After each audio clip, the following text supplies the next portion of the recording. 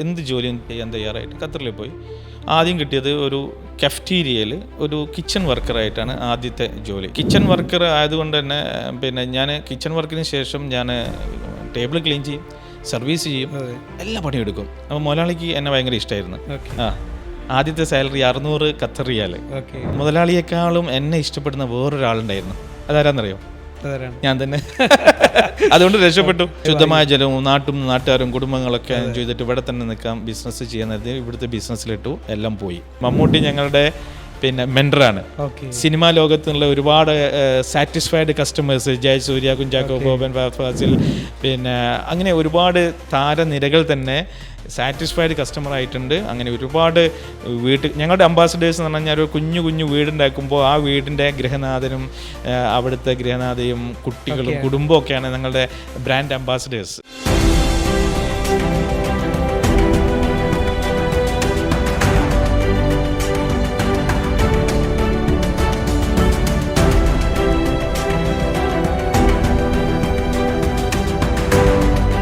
Turning പോയിൻറ്റിൻ്റെ ഏറ്റവും പുതിയൊരു എപ്പിസോഡിലേക്ക് നിങ്ങൾക്ക് ഹൃദയം നിറഞ്ഞ സ്വാഗതം.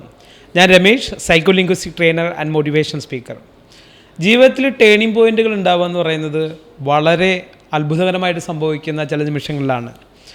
ശരിക്കും ഒരു മനുഷ്യൻ സ്വന്തമായിട്ട് വീട് പണിയുമ്പോഴായിരിക്കും ചിലപ്പോൾ ഒരുപാട് പ്രതിസന്ധികളെ, അന്നേ വരെ ഫേസ് ചെയ്യാത്ത പ്രതിസന്ധികളെയും തിരിച്ചടികളെയും ഫേസ് ചെയ്യുന്നത്. പക്ഷേ സ്വന്തം വീട് പണിയിലുണ്ടായ ഒരുപാട് പ്രശ്നങ്ങളിൽ നിന്ന് ഒരാശയം ഉരുത്തിരിഞ്ഞ് ഇന്ന് കേരളത്തിലുടനീളം ഒരു വലിയ സ്ഥാപനം സ്റ്റാർട്ട് ചെയ്ത് അതൊരു ബ്രാൻഡാക്കി മാറ്റി സ്വന്തം പേരിനോടൊപ്പം തന്നെ ആ ബ്രാൻഡിൻ്റെ പേര് ചേർത്ത് സക്സസ്ഫുൾ ആയിട്ടുള്ള സഹീർ സ്റ്റോറീസാണ് ഇന്ന് നമ്മുടെ കൂടെയുള്ളത്. അദ്ദേഹത്തിൻ്റെ സ്റ്റോറിയാണ് നമ്മളിന്ന് കേൾക്കാൻ പോകുന്നത്. അദ്ദേഹത്തെ ഈ പ്രോഗ്രാമിലേക്ക് ഹാർദവമായി സ്വാഗതം ചെയ്യാം. Welcome to turning point sir. Thank you. സാറിൻ്റെ സ്റ്റോറി കേൾക്കുമ്പോൾ തന്നെ വളരെ ഇൻസ്പയർ ആവുന്നുണ്ട്. കാരണം ഒരു തിരിച്ചടികളിൽ നിന്നാണ് സാറ് ശരിക്കും ഇങ്ങനെ ബിസിനസ് സ്റ്റാർട്ട് ചെയ്യുന്നത്. അപ്പോൾ ആദ്യം തന്നെ നമുക്ക് എവിടെയാണ് സ്വദേശം, എങ്ങനെയാണ് ഇങ്ങനെ എത്തിയെന്നൊക്കെ നമുക്ക് ഡിസ്കസ് ചെയ്യാം അല്ലേ? അതെ. അപ്പോൾ എവിടെയാണ് സ്വദേശം, ഫാമിലി? ഞാൻ കോഴിക്കോട് സ്വദേശിയാണ്. ഓക്കെ. കോഴിക്കോട് നരിക്കുനി എന്നൊരു വില്ലേജിലാണ്, കണ്ടോത്തുപാറ എന്നൊരു വില്ലേജിലാണ് ഞാൻ വരുന്നത്. ഒരു നാടൻ വില്ലേജ്. ഓക്കെ. കേരളത്തിലെ ഒരു കുഞ്ഞു ഗ്രാമം, അതാണ് കണ്ടോത്തുപാറ എന്നൊരു PC പാലം. അപ്പോൾ അവിടെ നിന്നാണ് ഞാൻ വരുന്നത്. കോഴിക്കോട് ഇപ്പോഴും ഒരു ഗ്രാമീണ ഒരു പശ്ചാത്തലമുണ്ട് ശരിക്കും പറഞ്ഞത് അല്ലേ? അതെ അതെ. അപ്പോൾ സാറിനായിട്ട് സംസാരിക്കുമ്പോഴേ എനിക്ക് ആ ഒരു സാധാരണ ഗ്രാമീണ മനുഷ്യനോട് സംസാരിക്കുന്ന ഫീലാണ്. ഇപ്പം ശരിക്കും സ്റ്റോറീസ് തുടങ്ങിയിട്ട് ഇപ്പോൾ എത്ര വർഷമായിട്ടുണ്ട്? 15 വർഷമായി. 15 വർഷം മുമ്പ് മമ്മൂട്ടിയാണ് സ്റ്റോറീസിനെ കേരളത്തിന് സമർപ്പിച്ചത്, ലോകത്തിന് സമർപ്പിച്ചത്. ഇന്നിപ്പോൾ 4 ബ്രാഞ്ചുകളായിട്ട് വളർന്നു നിൽക്കുന്നു. 4 ബ്രാഞ്ച് ഉണ്ട്. നമുക്ക് കേരളത്തിന് പുറത്തും ബ്രാഞ്ച് ഉണ്ടായിരുന്നു. കോവിഡ് സമയത്ത് നമ്മളത് ഷട്ട് ഡൗൺ ചെയ്യേണ്ടി വന്നു. രണ്ടാമത് നമ്മൾ പോയിട്ട് തുടങ്ങാനുള്ള പരിപാടിയിലാണ്. അപ്പോൾ എങ്ങനെയാണ് ഇങ്ങനെ ഒരു ആശയം ഉദിക്കാനും ഇങ്ങനെ ഒരു ബിസിനസ് സ്റ്റാർട്ട് ചെയ്യാനുണ്ടായ പ്രചോദനം എന്താണ്? അതായത് നമ്മൾ പഠിക്കുന്ന സമയത്ത് തന്നെ ഒരു കമ്പനി സ്റ്റാർട്ട് ചെയ്യണം, ഒരു പ്രൈവറ്റ് ലിമിറ്റഡ് കമ്പനി. അന്നൊക്കെ ഒരു പ്രൈവറ്റ് ലിമിറ്റഡ് കമ്പനി ഇങ്ങനെ തുടങ്ങാൻ ഒരു ആശയം പണ്ടേ ഉണ്ടായിരുന്നു മനസ്സിൽ. പക്ഷേ ജീവിതത്തിൽ ഓരോ സാഹചര്യങ്ങൾ എത്തുമ്പോഴാണല്ലോ നമ്മളത്. അപ്പോൾ സ്റ്റോറീസ് ഉണ്ടാവാൻ കാരണം ഞാനൊരു പ്രവാസിയായിരുന്നു. ഓക്കെ. അപ്പം ആ പ്രവാസ ജീവിതത്തിൽ നിന്ന് ഉണ്ടാകുന്ന സമ്പാദ്യങ്ങൾ വെച്ചിട്ട് നാട്ടിലൊരു ബിസിനസ് തുടങ്ങണം. ആദ്യം തുടങ്ങിയത് ഒരു സോഷ്യലി കമ്മിറ്റഡ് ആയിട്ടുള്ളൊരു ബിസിനസ് സ്റ്റാർട്ട് ചെയ്യണമെന്ന് എപ്പോഴും അങ്ങനെ ഫാദറിൻ്റെ ഒരു ഉപദേശം ഉണ്ടായിരുന്നു. വാപ്പിച്ച് ഒരു ടൗൺ പ്ലാനർ ആയിരുന്നു, ഒരു എൻജിനീയർ ആയിരുന്നു. അപ്പോൾ വാപ്പിച്ചി ഒരു ധനികനായ ഒരു മനുഷ്യൻ്റെ മകനായി ജനിച്ച് ചെറുപ്പത്തിൽ തന്നെ പാരൻസ് നഷ്ടപ്പെട്ടിട്ട് ഒരു ദരിദ്രനായി വളരേണ്ടി വന്നു. പിന്നെ ഒരു ധനികനായി ജീവിച്ചൊരു മനുഷ്യനാണ്. ഒരുപാട് ജീവിത മൂല്യങ്ങൾ കൂടെ കൊണ്ടുവരുന്ന ആളാണ്. ഒരുപാട് അനുഭവ സമ്പത്തുള്ള വ്യക്തിയാണ്. അതെ. അതായത് അദ്ദേഹത്തിൻ്റെ ഒരൊറ്റ കാര്യം പറഞ്ഞു കഴിഞ്ഞാൽ എൻ്റെ വാപ്പിച്ചിനെ പറ്റി മനസ്സിലാക്കും. ഞങ്ങളൊക്കെ ഗൾഫിലാണ്, ഖത്തറിലും ദുബായിലൊക്കെ ആയിട്ടായിരുന്നു. അപ്പോൾ ആ സമയത്ത് വാപ്പിച്ചിനോട് ഞങ്ങൾ ചോദിക്കും, ഞങ്ങൾ കൂടെ പോരോ? പോന്നു കഴിഞ്ഞാൽ 1-2 ആഴ്ച മാക്സിമം തിരിച്ചോടി നാട്ടിലേക്ക് തന്നെ വരും. അപ്പം ഞങ്ങൾ ചോദിച്ചാൽ എന്താണ് കാരണം? അപ്പം അദ്ദേഹം പറഞ്ഞൊരു മറുപടി, നാട്ടുകാർക്ക് ആരുണ്ടാവും. ഓക്കെ. അത്രയും സോഷ്യലി കമ്മിറ്റഡ് ആയിരുന്നു. സോഷ്യലി കമ്മിറ്റഡ് ആണ്. പക്ഷേ അങ്ങനെ സോഷ്യലി ഒരു പൊളിറ്റിക്സിലോ അല്ലെങ്കിൽ മറ്റു കാര്യങ്ങളൊന്നുമില്ല. ഒരാളൊരു 100 രൂപ ചോദിച്ചു കൊടുക്കണേ ആ നാട്ടിൽ ആരുമില്ല. ഒരാൾക്കൊരു ഒരു പ്രശ്നം വന്നാൽ ഒരു 1000 രൂപ അല്ല ഒരു 50,000 റുപ്യ വേണം. എല്ലാ വഴികളും അടയുമ്പോൾ തുറക്കുന്നൊരു വാതിലായിരുന്നു എൻ്റെ വാപ്പിച്ചി. അപ്പോൾ അദ്ദേഹം മരിച്ച് 2019 ഡിസംബർ 31 2020 പുലരുന്നതിന് മുമ്പേ ഈ ലോകത്തോട് വിട പറഞ്ഞ് പോയ സമയത്താണ് അദ്ദേഹം എത്രത്തോളം ആൾക്കാരെ സ്വാധീനിച്ചിരുന്നു നമുക്കത്. ലോകത്തിൻ്റെ നാട്ടിൻ്റെ ഒരുപാട് നാനാഭാഗത്തു നിന്ന് ആൾക്കാർ തടിച്ചുകൂടിയായിരുന്നു. അപ്പോഴാണ് നമ്മൾ തന്നെ അറിഞ്ഞത്. അപ്പോൾ അദ്ദേഹം പഠിപ്പിച്ച ജീവിത മൂല്യങ്ങളുണ്ട്. അതിലൊന്നായിരുന്നു, നിൻ്റെ ജീവിത വിജയം എന്ന് പറയുന്നത് ഒരുപാട് കാശുണ്ടാക്കലല്ല, ചുറ്റുമുള്ളവരുടെ കണ്ണിലൊരു തിളക്കമുണ്ടാക്കലോ അല്ലെങ്കിൽ ചുണ്ടിലൊരു പുഞ്ചിരി സമ്മാനിക്കലോ നിനക്ക് കഴിഞ്ഞാൽ നീ വിജയിച്ചു. മാത്രമല്ല, ധനം എന്നത് നീ സ്വർണം വാരിക്കൂട്ടിയിട്ടോ അല്ലെങ്കിൽ സമ്പത്ത് വാരിക്കൂട്ടിയിട്ടോ കെട്ടിവെക്കാനുള്ളതല്ല. നീ സമൂഹത്തിൽ അത് ക്രയവിക്രയം ചെയ്യണം, അത് വിനിമയം നടത്തണം. എന്നാൽ മാത്രമേ മറ്റുള്ളവർക്ക് ഉപകാരപ്പെടുള്ളൂ. അങ്ങനെ ഞാൻ നാട്ടിൽ വന്ന സമയത്ത് ഞാൻ കണ്ടു അവിടെ ഒരു സോഷ്യലി കമ്മിറ്റഡ് ആയിട്ടുള്ള ഒരു ബിസിനസ് എന്തുള്ളതെന്ന് നോക്കിയ സമയത്ത് നമ്മുടെ ഈ ഫാർമസിയിലൊക്കെ നമ്മൾ മെഡിസിൻ വാങ്ങിക്കഴിഞ്ഞാൽ മെഡിസിൻ്റെ പുറത്ത് എഴുതി വെക്കും keep me in 21 degree centigrade. പക്ഷേ ഇവിടുത്തെ റൂം ടെമ്പറേച്ചർ എത്രയാണ്? 45 ഡിഗ്രി അല്ലേ? AC ഇല്ല, ഫാനിൽ മാത്രം. അപ്പോൾ മരുന്നിൻ്റെ പൊട്ടൻഷ്യൽ ഉണ്ടാവില്ല. നമ്മൾ ഡോക്ടറെ കുറ്റം പറയും അസുഖം മാറിയില്ല എന്ന്. പക്ഷേ മരുന്ന് മേടിക്കുന്നത് ചവറ് മരുന്നുകളായിരിക്കും. ഇപ്പോൾ ഇതിന് ഒരു ന്യൂ ജനറേഷൻ ഒരു ഫാർമസി സ്റ്റാർട്ട് ചെയ്തു, ഫുള്ളി എയർ കണ്ടീഷനായിട്ടുള്ള റൂറൽ ഏരിയയിലും ടൗണിലൊക്കെ തുടങ്ങി. അങ്ങനെ ഒരു റെവല്യൂഷൻ നമ്മൾ സ്റ്റാർട്ട് ചെയ്തു. അപ്പോൾ അതിൽ എനിക്കറിയാം വളരെ കുറഞ്ഞ പ്രോഫിറ്റേ കിട്ടുള്ളൂ. എന്നിരുന്നു കഴിഞ്ഞാലും നമ്മൾ ആ ബിസിനസ് തുടങ്ങാൻ കാരണം ഗാന്ധിജി പറഞ്ഞ പോലെ നിങ്ങൾ സമൂഹത്തിന് ഉപകാരമുള്ളൊരു കാര്യം ചെയ്യുമ്പോൾ അവിടെ നിന്ന് കിട്ടുന്ന റെമ്യൂണറേഷൻ ലാഭം ഉപകാരമുള്ള ഒരു സർവീസ് ചെയ്യാന്നുള്ളത്. അപ്പോൾ എൻ്റെ ഫാദറിൻ്റെ ഒക്കെ ആ ഒരു വാല്യൂസ്. അപ്പോൾ എന്നോട് നിങ്ങൾ വായിൽ വെള്ളിക്കരണ്ടി ആയിട്ടാണോ ജനിച്ചതെന്ന് ചോദിച്ചു കഴിഞ്ഞാൽ ഞാൻ വെള്ളിക്കരണ്ടി ആയിട്ടല്ല ചോദിച്ചു കഴിഞ്ഞാൽ ജീവിത മൂല്യങ്ങൾ കൊണ്ട് ഞാൻ സ്വർണ്ണക്കരണ്ടി ആയിട്ടാണ് ജനിച്ചതെന്ന് പറയും. കാശുകൊണ്ടല്ല, എത്തിക്സ് മൂല്യങ്ങൾ. അങ്ങനെയാണ് അത് തുടങ്ങുന്നത്. ഇപ്പോൾ സ്റ്റോറീസ് തുടങ്ങാനുള്ള കാരണം ഒരു വീടുണ്ടാക്കി, ഗൾഫിൽ നിന്നൊക്കെ വന്നിട്ട് വീടുണ്ടാക്കിയ സമയത്ത് അപ്പോൾ നമ്മൾ ഒരുപാട് യാത്ര ചെയ്യുമ്പോൾ, വിദേശത്തൊക്കെ യാത്ര ചെയ്യുമ്പോൾ നമുക്ക് മനസ്സിൽ കൃത്യമായിട്ടുള്ള ധാരണ ഉണ്ട്, എനിക്ക് വീട്ടിൽ ഇന്ന ഫർണിച്ചർ വേണം. അത് കോഴിക്കോട് തിരഞ്ഞു കിട്ടിയില്ല, കൊച്ചിയിൽ തിരഞ്ഞു കിട്ടിയില്ല, കേരളം മുഴുവൻ തിരഞ്ഞു കിട്ടിയില്ല, ഇന്ത്യ മുഴുവൻ തിരഞ്ഞു, മനസ്സിനാണെങ്കിൽ കിട്ടിയില്ല. അതൊരു സത്യമാണ്. 15 വർഷം മുമ്പ് അങ്ങനെ ഒരു കാര്യം വന്നപ്പോൾ തീർച്ചയായിട്ടും നമുക്ക് തോന്നി there is A good scope for this business. അങ്ങനെയാണ് ഞങ്ങൾ സ്റ്റോറീസ് എന്ന് പറഞ്ഞ ഒരു ബ്രാൻഡ് ഫർണിച്ചർ ആദ്യമായിട്ട്. അന്ന് കേരളത്തിലൊക്കെ എല്ലാ ഫർണിച്ചറിൻ്റെ മുകളിലും അതിൻ്റെ ഒരു പ്രൈസ് എഴുതി എങ്ങനെയാണെന്നറിയോ? ABCDEFG അൽഫബറ്റാ, ഓർമ്മയില്ലേ? നമ്പർ ഇല്ല. അപ്പോൾ ട്രാൻസ്പെറൻസി ഇല്ല. തീർച്ചയായിട്ടും സർക്കാരുമായിട്ട് ട്രാൻസ്പെറൻസി ഇല്ല, അതല്ലേ കസ്റ്റമറുമായിട്ട് ട്രാൻസ്പെറൻസി ഇല്ല. ആദ്യമായിട്ട് ഒരു ഫർണിച്ചറിൻ്റെ മുകളിൽ പ്രൈസ് ടാഗ് വെണ്ടക്ക അക്ഷരത്തിൽ എഴുതി വെക്കുന്ന ഒരു സ്ഥാപനമായിരുന്നു സ്റ്റോറീസ്. First revolution. ചാലഞ്ച് ഉണ്ടായിരുന്നു. ഡിസൈനും അതേമാതിരി പിന്നെ സ്റ്റൈലും ക്വാളിറ്റിയും മാത്രം നോക്കിയിട്ട് അത് ഇമ്പോർട്ട് ചെയ്ത് സ്റ്റോറിൽ ഡിസ്പ്ലേ ചെയ്തു. അതിനനുസരിച്ചുള്ള മാർജിൻ ഇട്ട് വിറ്റപ്പോൾ അത് വലിയൊരു മിസ്റ്റേക്ക് കൂടിയായിരുന്നു. കാരണം എന്താണ് പ്രശ്നം വന്നത്? കാരണം നമ്മൾ പാഷനേറ്റ് ആയിട്ടാണ് അത് ചെയ്തത്. തീർച്ചയായിട്ടും ബിസിനസ്സിൽ അത്ര പാഷനേറ്റ് ആവാൻ പാടില്ല. അത് ഞാൻ ആദ്യമായിട്ട് കേൾക്കുന്നതാണ്. അത് ഞാൻ പറഞ്ഞുതരാം. എന്നോട് പറയാനുള്ള പാഷനേറ്റ് ആയിട്ട് ബിസിനസ് ചെയ്യുമെന്ന് വെച്ചാൽ ഞാൻ പറയും പാഷനേറ്റ് ആയിട്ട് ചെയ്യണം. പക്ഷേ നിങ്ങളുടെ പാഷൻ നിങ്ങളെ P&L നോക്കിക്കഴിഞ്ഞാൽ അത് നെഗറ്റീവ് ആണെങ്കിൽ പാഷന് നിങ്ങളൊരു ടൈം ലിമിറ്റ് വെക്കണം. തീർച്ചയായിട്ടും പാഷനേറ്റ് ആയിട്ട് ചെയ്യുന്ന ആൾക്കാർ 1 വർഷം 2 വർഷം 3 വർഷം ഒക്കെ പമ്പ് ചെയ്തുകൊണ്ടിരിക്കും. അവിടുന്ന് ലോൺ വാങ്ങി, ഇവിടുന്ന് ലോൺ വാങ്ങി, ഭാര്യേൻ്റെ പണ്ടം പണം വെച്ചു, അല്ലെങ്കിൽ പല സോഴ്സിൽ നിന്നും കൊണ്ടുവന്നിട്ട് വലിയൊരു ലയബിലിറ്റി ആവും. പാഷൻ മാത്രം ബാക്കിയാവും. പാഷനേറ്റായിട്ട് തുടങ്ങാം, പക്ഷേ അത് കണ്ടിന്യൂ സക്സസ് അല്ലെങ്കിൽ പാഷനേറ്റ് ആയിട്ട് നമ്മൾ ബിസിനസ് ചെയ്ത് അത് വലിയൊരു പരാജയത്തിലേക്ക് പോകും. ഇതിനിടയിൽ ഞാൻ ഒരു കാര്യം ചോദിക്കാം. അപ്പോൾ പാരമ്പര്യമായിട്ട് ബിസിനസ് ഉണ്ടായിരുന്നു, വേറെ എന്തെങ്കിലും ബിസിനസ് ചെയ്യുമായിരുന്നോ? പാരമ്പര്യമായിട്ട് ഒരു ബിസിനസ് ഉള്ള ഫാമിലിയാണ് മദറിൻ്റെ സൈഡിലും ഫാദറിൻ്റെ സൈഡിലും ബിസിനസ്. ഫാദർ പ്രൊഫഷൻ എഞ്ചിനീയർ ആണെങ്കിലും എൻ്റെ ബ്രദർ ഒരു റെഡിമെയ്ഡ് ഹോൾസെയിൽ മൂത്ത ജ്യേഷ്ഠൻ, ഞാൻ എൻ്റെ വീട്ടിലെ മൂന്നാമത്തെ കുട്ടിയാണ്. മൂത്ത ജ്യേഷ്ഠൻ ഗാർമെൻറ്റ്സ് ഹോൾസെയിലായിരുന്നു. അപ്പോൾ ഞാൻ എൻ്റെ ഈ കോളേജ് വിദ്യാഭ്യാസം കഴിഞ്ഞ ഉടനെ പുള്ളിയുടെ അടുത്തേക്ക് ജോയിൻ ചെയ്തു. ബിസിനസ്സിലെ ബാലപാഠങ്ങളൊക്കെ അവിടുന്ന് പഠിച്ചു. അവിടെ എല്ലാ പണിയും എടുക്കും. എപ്പോഴും ഏത് ജോലിയും എടുക്കാൻ സദാ സന്നദ്ധത കാണിക്കുന്ന ഒരു മനസ്സിൽ ഉണ്ടായിരുന്നു. അവിടെ A to Z പെട്ടി കെട്ടും, ലോഡ് ചെയ്യും, എല്ലാം ചെയ്യും, എല്ലാ പണികളും ചെയ്യും. അങ്ങനെ ഇരിക്കുമ്പോഴാണ് പിന്നെ ഒരു കാര്യമുണ്ട്. അതായത് എൻ്റെ ഗ്രേറ്റ് ഗ്രാൻഡ് ഫാദർ ഒരു 1935 കോഴിക്കോട് കല്ലായി അറിയാമല്ലോ, ലോക ടിമ്പർ വ്യവസായത്തിൻ്റെ സ്ഥിരാകേന്ദ്രം എന്ന് പറയുന്ന കല്ലായിൽ ടിമ്പർ മില്ലുണ്ടായിരുന്നു.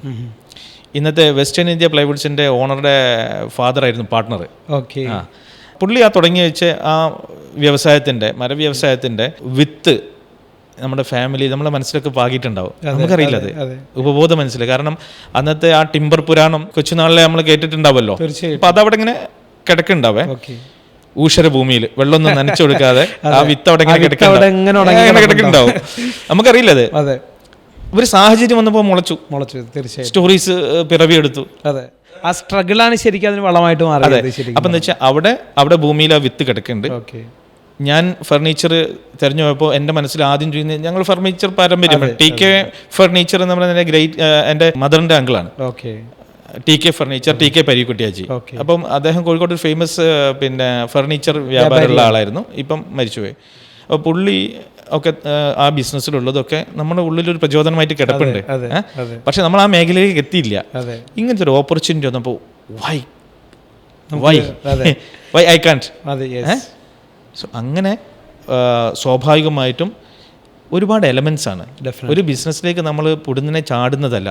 കാലത്തിന്റെ പ്രയാണത്തിൽ ഏതൊക്കെയോ പാരമ്പര്യത്തിൽ തലമുറകളിൽ കൂടെ കൈമാറ്റം വന്ന സ്വപ്നങ്ങളും വിത്തുകളുമായിരിക്കാം നമ്മുടെ ഹൃദയത്തിൽ മനസ്സിലുണ്ടാവുക. ഇതിപ്പോ ശരിക്കും നോക്കിക്കഴിഞ്ഞാൽ ബാപ്പയുടെ ഭാഗത്തുനിന്ന് എന്താ പറയാ എത്തിക്സും മൂല്യങ്ങളും കിട്ടി. ഉമ്മച്ചിയുടെ ഭാഗത്തുനിന്ന് ശരിക്കും ബിസിനസിന്റെ ആ ഒരു ഐഡിയയും നമുക്ക് കിട്ടിയിട്ടുണ്ട്. ഇഷ്ടംപോലെ ആൾക്കാർക്ക് തൊഴിൽ കൊടുക്കാൻ വേണ്ടിയിട്ട് കുറെ കമ്പനികളാണ് ഇപ്പം ഞങ്ങൾ തുടങ്ങിയിരിക്കുന്നത്. ഇപ്പം എൻ്റെ പേരൻറ് കമ്പനിയുടെ പേര് ബ്രോണറ്റ് ഗ്രൂപ്പ് എന്നാണ്. ഞാനാണ് അതിൻ്റെ ഫൗണ്ടർ MD ഒക്കെ. അപ്പോൾ അതിൽ ഒരുപാട് ബിസിനസ് വെർട്ടിക്കൽസ് ഉണ്ട്. അതിൽ ഏറ്റവും പ്രധാനപ്പെട്ട ഒരു വെർട്ടിക്കലാണ് സ്റ്റോറീസ്. അപ്പോൾ ഞാൻ എൻ്റെ പേരിൻ്റെ കൂടെ സ്റ്റോറീസിന് ചേർത്തത് നമ്മൾ സാധാരണ കല്യാണം കഴിച്ചാൽ പിന്നെ കപ്പിൾസ് പേര് ആഡ് ചെയ്യും, നമ്മുടെ തറവാട്ട് പേര് ആഡ് ചെയ്യും. എനിക്ക് എൻ്റെ ലൈഫിൽ ഒരു സ്പാൻ ഓഫ് ടൈം നമുക്കറിയാം 60-70 വർഷം ഉണ്ടാവും. അതിൻ്റെ ഇടയ്ക്ക് ഞാൻ എൻ്റെ ലൈഫിലേക്ക് കയറ്റി വെച്ച ഒരു ബ്രാൻഡാണ് സ്റ്റോറീസ്. അത് എൻ്റെ പേരിൻ്റെ കൂടെ ഞാൻ ആത്മാഭിമാനത്തോട് കൂടിയിട്ട് അത് ചേർത്ത് വെച്ചു.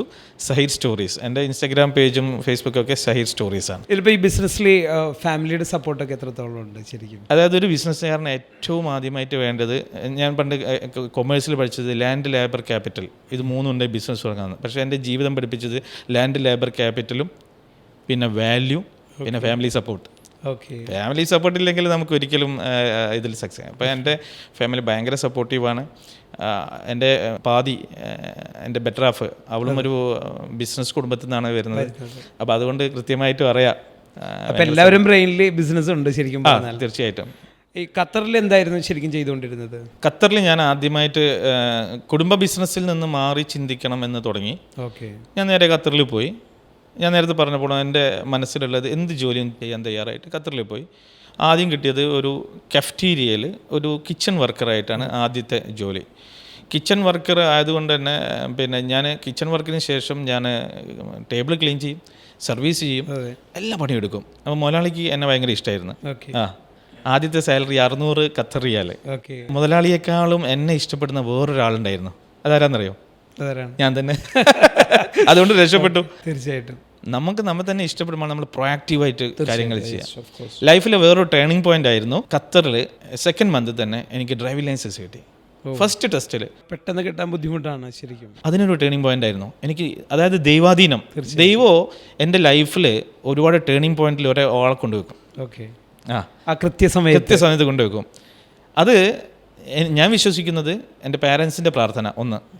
രണ്ടാമത് ഈ പാരൻസ് തന്നിരിക്കുന്ന മൂല്യങ്ങൾ. എൻ്റെ ഉമ്മനെ പറ്റി പറയുകയാണെങ്കിൽ ഉമ്മൻ്റെ കൈ ഓട്ടക്കൈയാണ് പറയും. ഞങ്ങൾ എന്ത് കിട്ടിക്കഴിഞ്ഞാൽ ധർമ്മം ചെയ്യലാണ് ഉമ്മൻ്റെ പരിപാടി. അത് ഫാദറും അതെ. അപ്പോൾ ആ ഒരു മനസ്സുണ്ട്. കൊടുക്കുക, ഗിവിങ്. ഗിവിങ് എന്ന് പറയുന്നത് ഒരു റിലിജ്യനാണ്. ആ ഒരു റിലിജ്യൻ നിങ്ങളാരും കേട്ടിട്ടുണ്ടാവില്ല. ഹിന്ദു, മുസ്ലിം, ക്രിസ്ത്യൻ, അങ്ങനെ ഒരു ഗിവിങ് റിലിജ്യൻ ഉണ്ട്. ഏത് മതവിശ്വാസിയാണെങ്കിൽ കൊടുക്കുക എന്നുള്ളത് അതൊരു വല്ലാത്തൊരു സ്വഭാവമാണ്. അത് 100 ഇരട്ടിയായിട്ട് നമുക്ക് തിരിച്ച് കിട്ടുകയും ചെയ്യും. അതുകൊണ്ടായിരിക്കാം ലൈഫിലെ ടേണിംഗ് പോയിന്റിലൊക്കെ ഓരോ ആളെ കൊണ്ടുവെക്കും. എനിക്ക് ഈ ഒരു അവിടെ വന്ന് ഈ ജോലി കിട്ടി. 600 ദിർഹംസിൻ്റെ ജോലി സന്തോഷത്തോടു കൂടി ചെയ്തപ്പം പിന്നെ ഞാൻ ദിവസം 600 ഖത്തർ റിയാൽ സമ്പാദിക്കുന്ന രീതിയിലേക്ക് ഞാൻ 4 മാസം കൊണ്ടെത്തി. മാസത്തിൽ 600 അല്ല, ദിവസം 600.